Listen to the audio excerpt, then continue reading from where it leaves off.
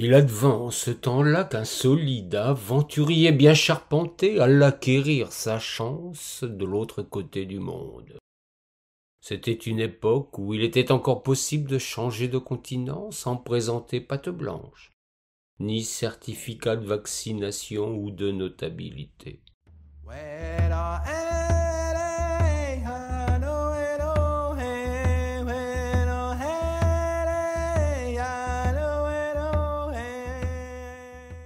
Les plus hardis ont embarqué vers l'inconnu, confiant leur destinée à la bonne fortune, à Éole ou à leur ange gardien. C'est ainsi que Jacques arriva sur les rives du Saint-Laurent. Il avait tout à bâtir pour construire un avenir.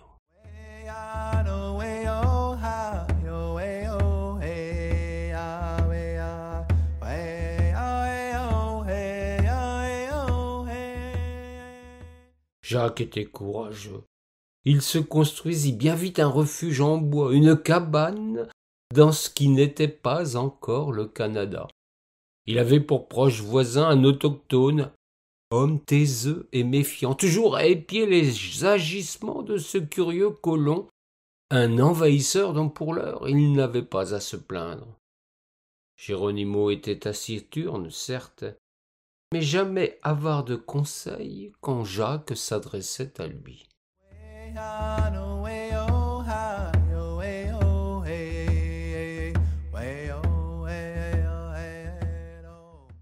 C'est ainsi que l'Européen attendait souvent l'assentiment de son voisin pour agir. Un simple regard le confortait dans ses choix.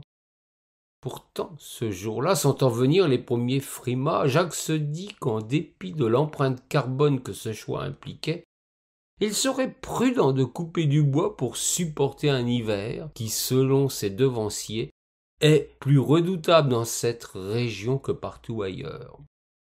Il avait une carrure de bûcheron, il n'avait plus qu'à le prouver dans l'instant.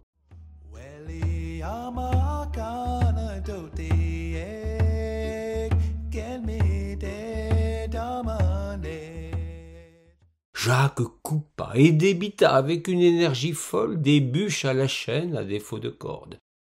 Il n'avait d'autre recours que de porter à bout de bras le fruit de son labeur. C'est ainsi que de très nombreuses fois il passa devant l'Amérindien qui, à chaque passage, opinait de la tête, approuvait d'un sourire cette débauche d'effort.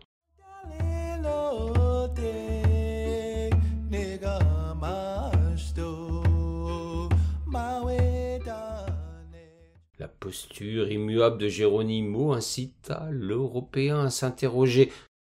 Sans doute craignait-il d'agir à contresens, d'en faire trop dans cette contrée inconnue.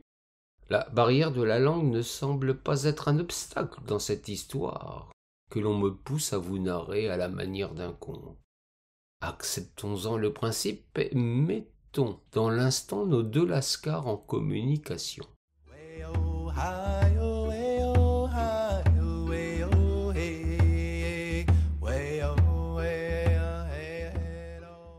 Jacques, soufflant et suant d'avoir tant œuvré, posa les quelques bûches qui l'encombraient pour demander à son interlocuteur si l'hiver risquait d'être froid. Geronimo, pour confirmer auprès de ce bouillant jeune homme sa réputation d'homme sage, se frotta le menton, se gratta la tête, leva les yeux au ciel et, après une profonde expiration, dit d'une voix grave, presque caverneuse: « Oh oui, très froid, cher voisin. » avant que de tirer une longue bouffée de tabac de son inséparable pipe.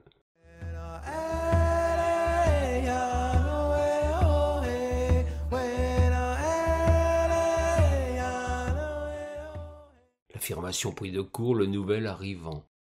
La force du propos valait indubitablement avertissement. Il lui faudrait en tenir compte. Le lendemain, Jacques retroussa ses manches, reprit sa hache qu'il affûta soigneusement et, dès le lever du jour, reprit le chemin de la forêt afin de redoubler d'efforts.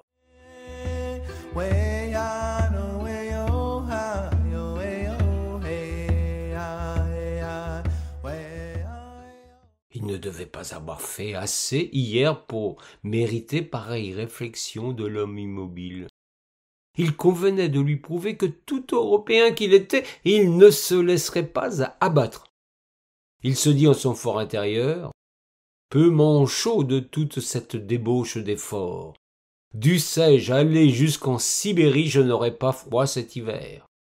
Quoique aventurier au long cours, notre ami n'était pas certain de sa géographie.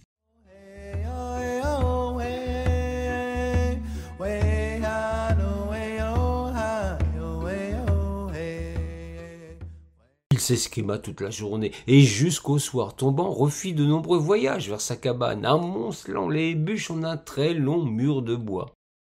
Il lui semblait cette fois acquis d'obtenir les félicitations du vieux sage. Il revint vers lui pour obtenir cette fois son approbation, franche et massive, lui demanda à nouveau si la saison risquait non seulement d'être froide, mais plus encore.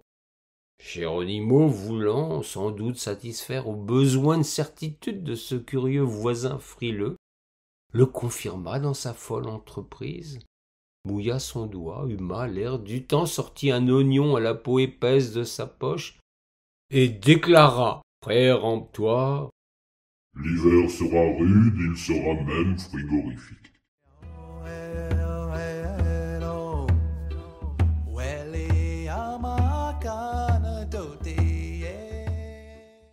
Jacques en eut les jambes coupées. Ainsi, il n'avait pas fait assez, et demain encore il repartirait pour couper du bois. Curieux pays qui demandait 4 fois plus de bois pour un hiver que dans son Forez natal, pourtant réputé pour la rudesse de son climat. Jacques reprit le manche sans oublier la cognée. Il retourna couper du bois.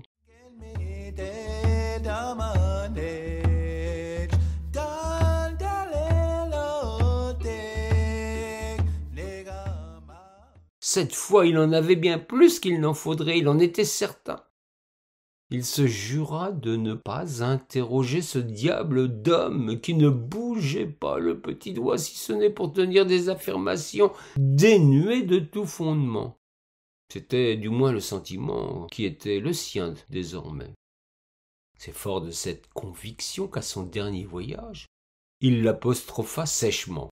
« Mon voisin, vous prétendez que l'hiver sera rude. Mais qu'est-ce qui vous permet de tenir pareille sornette ?» Cette fois, l'Amérindien, se sentant sous le feu d'une critique acerbe, se leva, ce qui n'arrivait pas souvent, il faut l'admettre. Il vint vers celui qui l'apostrophait et dont il convenait de calmer la morgue. C'est alors que, se drapant dans sa fierté outragée, il s'approcha plus encore, allant jusqu'à lui toucher l'épaule, et lui déclara: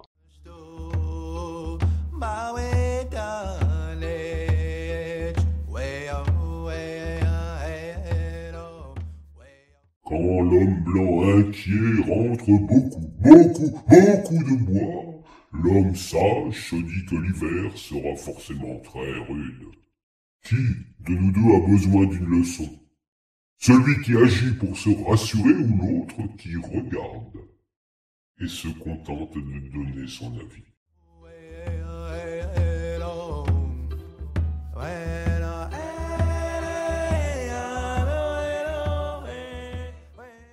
L'histoire a depuis pris bien des formes. Elle est même devenue une occasion de se moquer de l'un ou de l'autre, selon le point de vue de celui qui la raconte.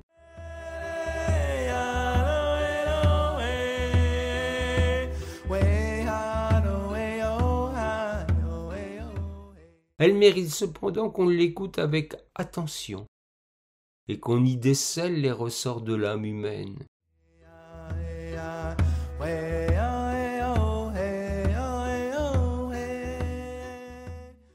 Pour être bien certain d'en percevoir toutes les nuances. Je vous prie de m'inviter un soir auprès d'un feu de cheminée. L'hiver sera sans nul doute très rude cette année, d'autant que gaz et électricité se sont donné la main pour nous faire grelotter, avec l'assentiment du tsar de toutes les Russies. Un bon repas et de bonnes histoires seront de nature à disserter autour de quelque excellente bouteille.